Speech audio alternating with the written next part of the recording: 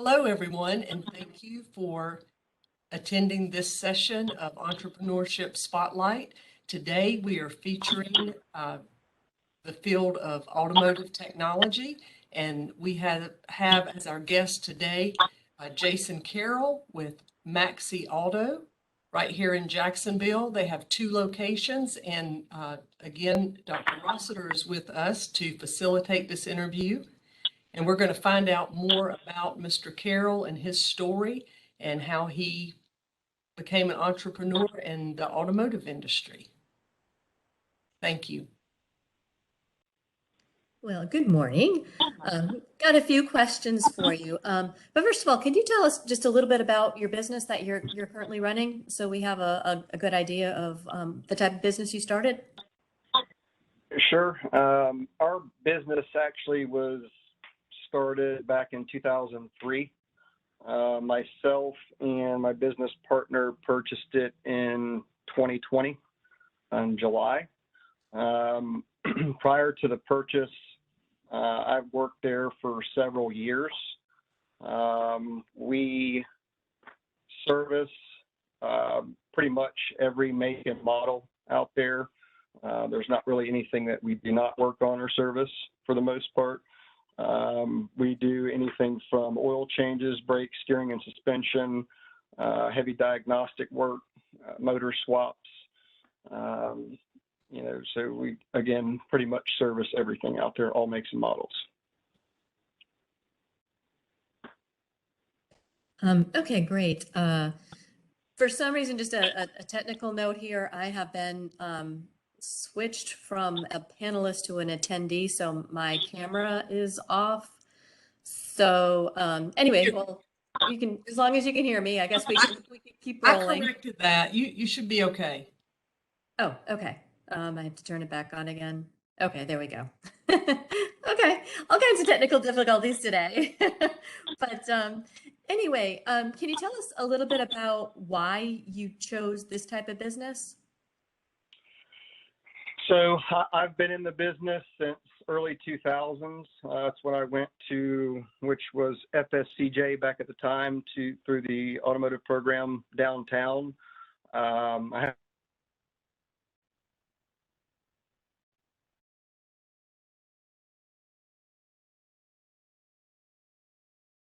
think we've lost audio.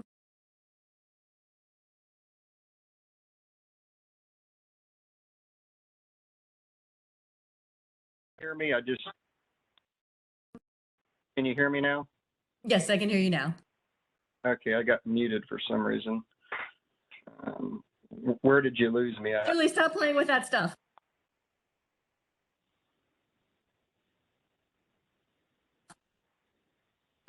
Go ahead. Are you muted again? Good. Where did you lose me at? Pretty much right at the beginning of when you started to answer the question. You said Okay. You had been at FSCJ or FCCJ, whatever we were at the time. Right.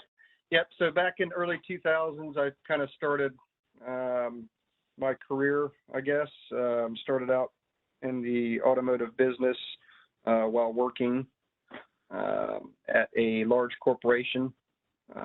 Started at the bottom. But I just have a passion for the business. I enjoy cars. I enjoy working with people. And I enjoy fixing their problems and helping out. Not only as a profession, I enjoy doing it as a hobby on the side as well. So it just makes it much more enjoyable. Okay, fantastic. So when you started your business, what types of resources did you need and how did you go about getting them? So again, like I said, we purchased in 2020. The business that we purchased had been in business since 2003. When we first started, we used a lot of the vendors and things that were currently in place. And as time went on, we added or changed different vendors, banks, things of that nature to help grow our business. So I would say, to your question, again, a lot of those things were in place. You know, we've been changing and adjusting as we go along. Okay, so since you went the route of bank financing, did you write a business plan? Yes, we did in the beginning. Okay, great. So you had all of those resources together. And how did your education shape your desire to be an entrepreneur? It gave me the knowledge needed to feel confident working in the automotive business. I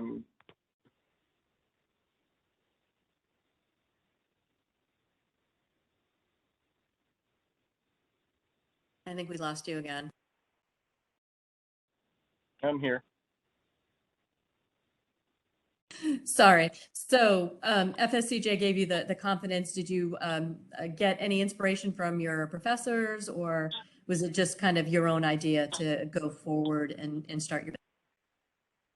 I spent a lot of time working for a lot of big companies, and through working at those companies, I found out very quickly what I did not want to be. You know, how not to treat people and employees.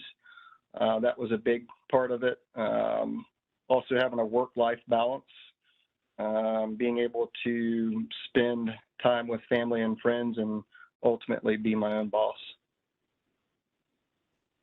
Okay, fantastic. That seems to be a theme with many of the entrepreneurs that have been in this this series, that the entrepreneurs found out what they didn't want to do, such as, you know, being in the corporate world, and that kind of inspired them to go off on their own.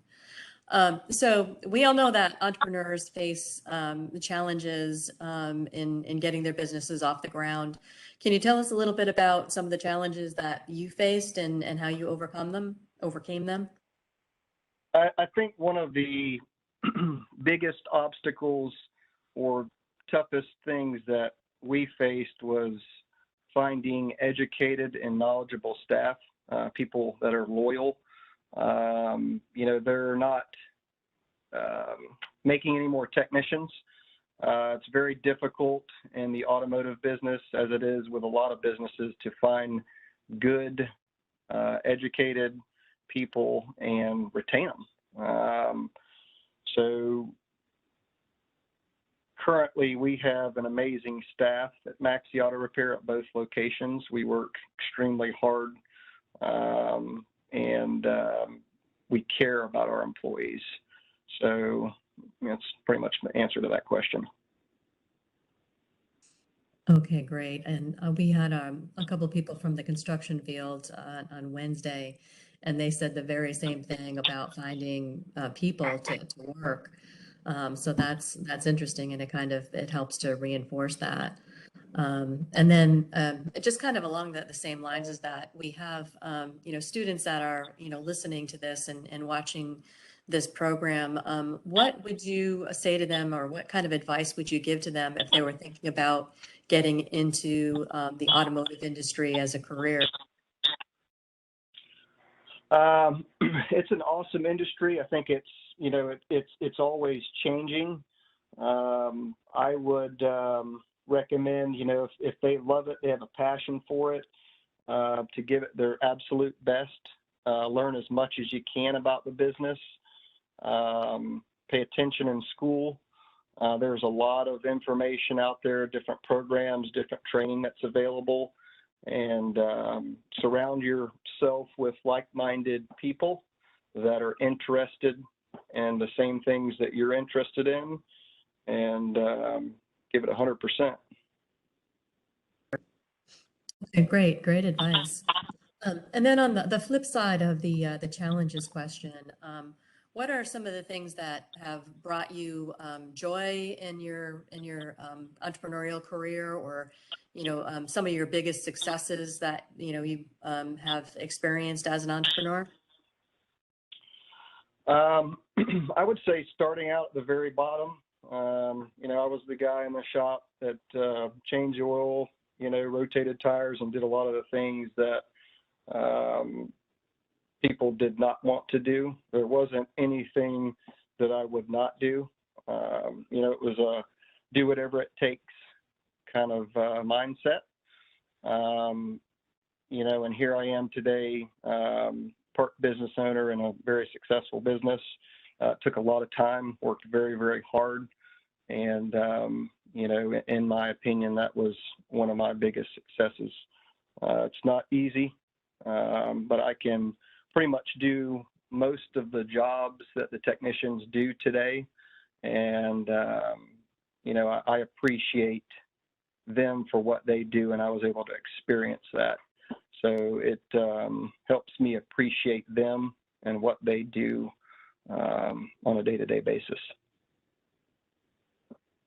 Great. That was actually brought up by one of our other panelists in the cosmetology field about being willing to do all of the work, even the jobs that are not, all that much fun, like, cleaning toilets and things along those lines, that you got to be willing to do that because you may not be able to hire someone or find someone that will.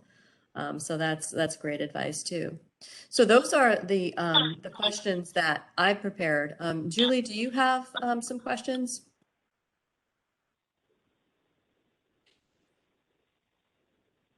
Yes, and I also want to be sure that I open this up to our attendees. If you have any questions, you can feel free to ask them or put them in the chat.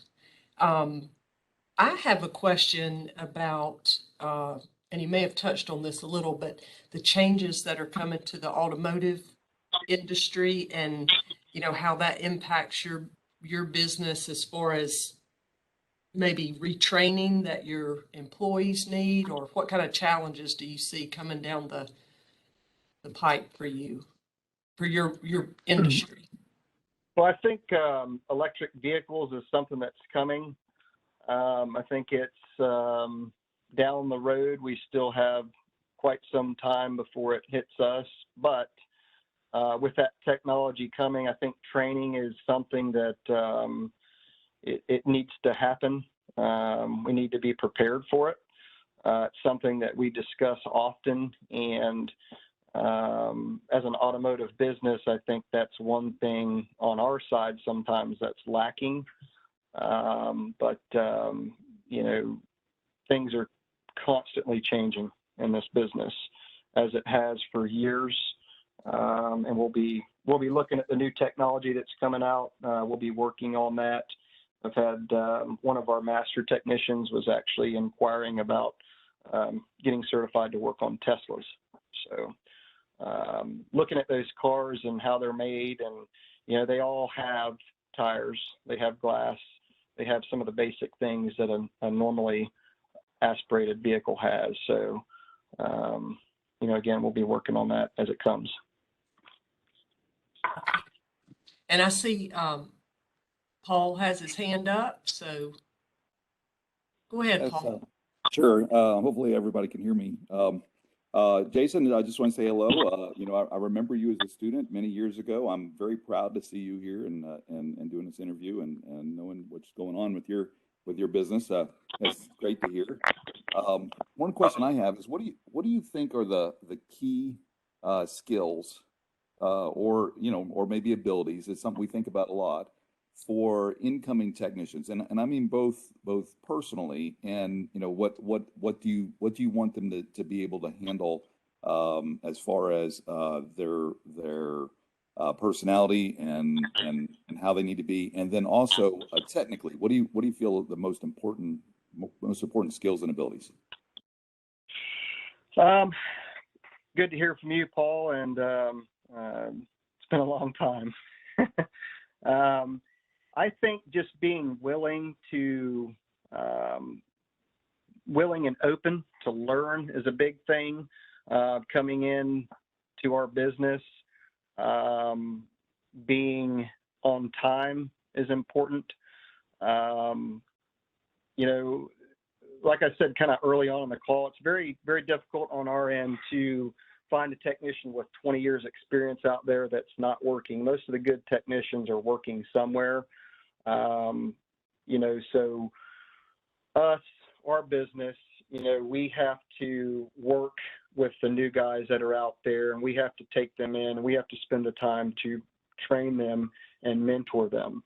It's very hard to find guys that are willing to start out, at the bottom. And, that's one of the biggest challenges that we have out in the business. So hopefully I answered that question.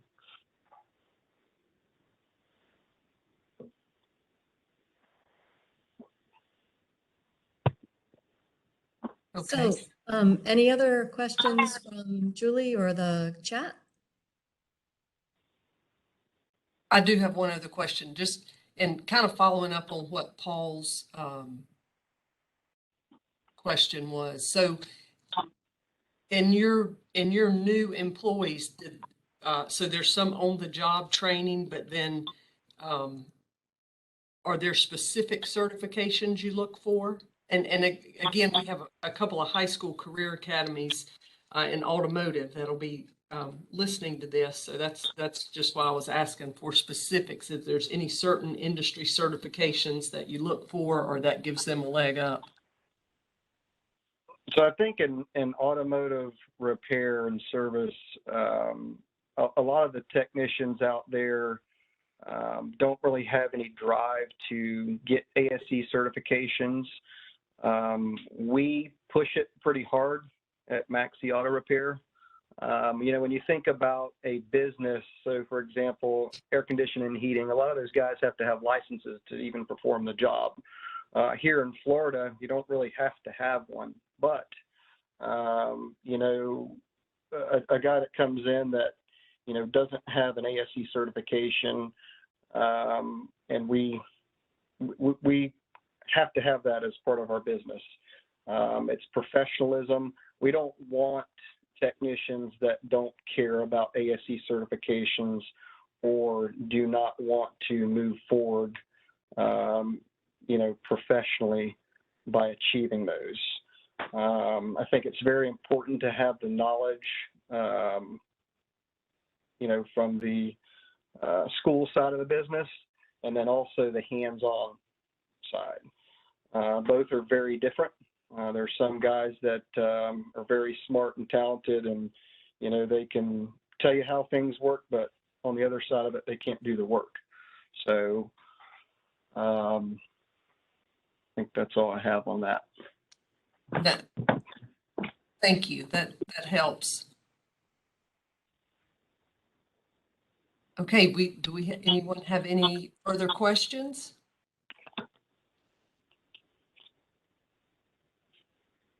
I appreciate you so much for giving your time to help educate students both in the high school and here at FSCJ, not only on the automotive industry, but just what it takes to step out and start your own business. I think that's one of the key things that we're trying to get across in this series of webinars is just to help students see that it is possible. And I think hearing these stories of, what it takes, the desire, the drive, the hard work, not letting the mistakes stop you will all be very valuable. And I think we'll grow some new entrepreneurs from this. And so, thank you. Jason Carroll of Maxi Auto Repair, we really appreciate your time today. And thank you for bearing with us through the technical difficulties. Yes, thank you for your time today. Very informative. Well, thank you for having me. I really appreciate it. Great to hear from Paul. I remember Paul, going to school. It was back in the early 2000s. Very, very smart, talented teacher, as well as some of the other teachers that I had. And, I never forgot a lot of the stuff that I learned there. At that school. It was a very, very nice facility. And, any of the guys that are up and coming and ask me, about school or where they should go, that's where I point them to. So, again, I appreciate everybody on the call taking the time with me today, and hope everybody has a great weekend. Thanks, you too. Thank you. Bye-bye. Bye-bye.